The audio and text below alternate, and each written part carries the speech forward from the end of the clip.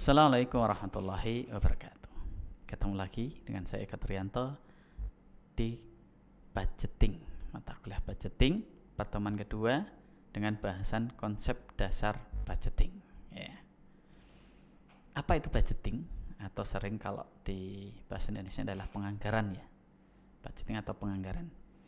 Nah, kita lihat bahwa perusahaan yang baik itu adalah perusahaan yang membuat dan mempunyai anggaran perusahaan sendiri. Nah, gunanya adalah untuk membantu merencanakan dana serta mengendalikan seluruh kegiatan yang dilakukan oleh perusahaan.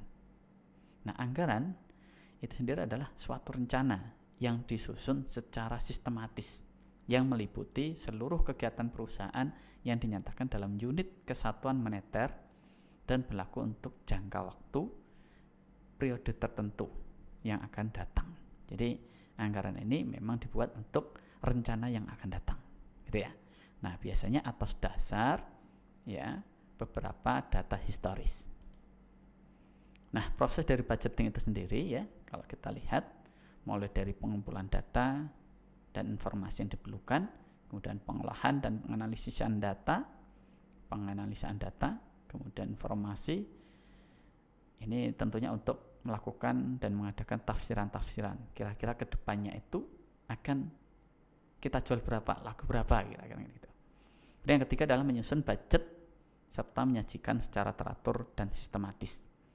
Proses berikutnya adalah pengkoordinasian pelaksanaan budgeting. Jadi kalau budget anggaran itu sudah disusun, ya dilaksanakan, ya kan? Selanjutnya ada proses pengumpulan data dan informasi untuk keperluan pengawasan. Jadi pada saat budget itu sudah dijalankan, harus ada evaluasi. Apakah budget dengan realitas atau anggaran dengan realisasinya itu sejalan atau ada selisih gitu kan. Nah, itu untuk mengukur kinerja. Kemudian proses berikutnya adalah pengolahan dan penganalisaan data tersebut untuk mengadakan interpretasi. Jadi yang sudah dijalankan oleh para manajer ini apakah sudah sesuai dengan anggaran atau belum. Nah, nanti disimpulkan, dievaluasi, kemudian di follow up. Ya, langkah berikutnya adalah menyusun kebijaksanaan sebagai tindakan follow up dari evaluasi itu. Harus ada evaluasi, kemudian harus ada tindak lanjut. Kalau salah, ada kekurangan, ya dibenahi, kan gitu kira-kira. Nah, budgeting ini berarti prosesnya mulai dari pengumpulan data sampai dengan evaluasi tindakan lebih lanjut, gitu ya. Nah, fungsi dari anggaran itu sendiri yang pertama adalah untuk perencanaan. Ya, ini meliputi tindakan memilih, menghubungkan fakta-fakta dan membuat serta menggunakan asumsi-asumsi mengenai masa yang akan datang dalam hal memvisualisasi ya, serta merumuskan aktivitas-aktivitas yang diusulkan yang dianggap perlu untuk mencapai hasil yang diinginkan. Fungsi yang kedua adalah untuk pengawasan. Ya tentu ya, dari anggaran atau budget yang disusun, dilaksanakan harus ada evaluasi prestasi. Kemudian ada tindakan perbaikan jika diperlukan. Nah, yang ketiga adalah fungsi koordinasi. Keselarasan rencana antara satu bagian dengan bagian yang lain itu bisa dilihat. Kemudian dikomunikasikan atas dasar anggaran yang sudah ditetapkan di awal.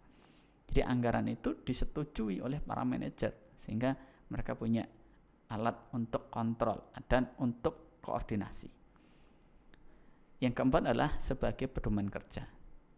Anggaran dapat memberikan pedoman yang berguna baik bagi manajemen, baik itu manajemen puncak maupun manajemen menengah. Jadi sudah ada dasar, sudah ada standar di awalnya. Mereka tinggal melaksanakan gitu. Nah, kira-kira itu fungsi dari anggaran. Nah, dalam menyusun anggaran ini ada beberapa faktor yang mempengaruhi. Ada faktor dari internal ya, ada juga faktor dari eksternal. Mohon maaf ini salah ya. Nah, faktor dari internal itu adalah penjualan tahun sebelumnya. Jadi data historis penjualan tahun kemarin ini biasanya menjadi dasar untuk menghitung ya kira-kira penjualan di masa yang akan datang itu berapa, ditargetkan berapa.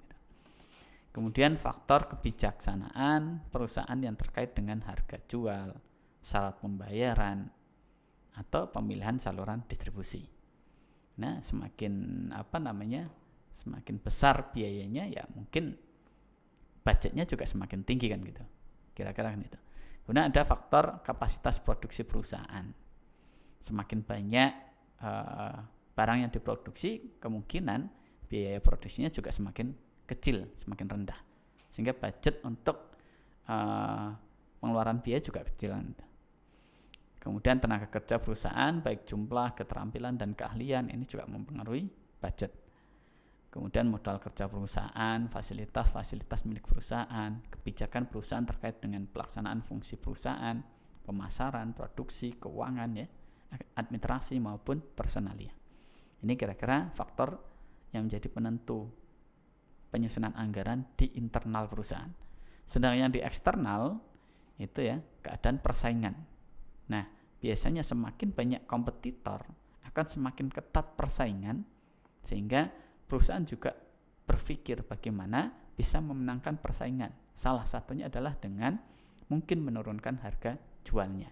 Nah, kalau harga jual turun, berarti harus ada efektivitas efisien yang tinggi pada saat operasional produksi, gitu ya.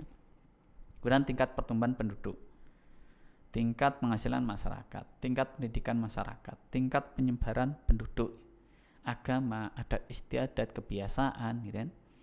Kemudian berbagai kebijakan pemerintah di bidang ekonomi, politik, sosial, dan budaya, ya, termasuk mungkin aturan undang-undang produksi, konsumen, dan sebagainya. Kemudian keadaan perekonomian nasional maupun internasional, dan yang terakhir adalah kemajuan teknologi. Nah, ini faktor eksternal ini juga mempengaruhi bagaimana anggaran kita susun dalam satu periode ke depan. Gitu. Nah, keterbatasan anggaran yang didasarkan pada estimasi atau proyeksi atas kegiatan yang akan datang, ketepatan dari estimasi ini sangat tergantung pada pengalaman dan kemampuan dari penyusunan anggaran. Apakah estimator dan proyektor itu mereka punya data dan historis yang akurat, gitu kan? Kalau nggak akurat berarti bisa lepas nanti anggaran dan realisasi. Kemudian anggaran harus selalu disesuaikan dengan perubahan dan kondisi. Pada saat berjalannya budget, padahal sudah disusun di awal, nah di tengah perjalanan bisa jadi ada kondisi-kondisi tertentu yang mengharuskan anggaran itu dirubah, gitu kan. Kemudian anggaran dapat dipakai sebagai alat pengendalian biaya hanya apabila semua pihak itu secara kontinu ini juga terkoordinir, gitu ya. Jadi kalau tidak ada koordinasi antar bagian, bisa jadi ya miscommunication. Nah, akibatnya bisa fatal kan itu. Kemudian tidak dapat menggantikan fungsi manajemen, karena ya judgement manajemen masih diperlukan atas dasar pengetahuan dan pengalamannya. Ini beberapa keterbatasan anggaran. Kemudian jenis anggaran, ya secara garis besar ada dua, ya, anggaran operasional dan anggaran finansial. Anggaran operasional ini anggaran yang berisikan taksiran-taksiran tentang kegiatan perusahaan dalam jangka waktu tertentu di masa yang akan datang. Nah, sedangkan anggaran finansial ini anggaran yang berisi taksiran tentang keadaan atau posisi finansial perusahaan pada suatu saat tertentu di masa yang akan datang. Ya, jadi ada operasional, kemudian ada finansial. Nah, kira-kira seperti itu. Lebih detailnya kita akan bahas di kelas. Terima kasih. Salam saya. Assalamualaikum warahmatullahi wabarakatuh.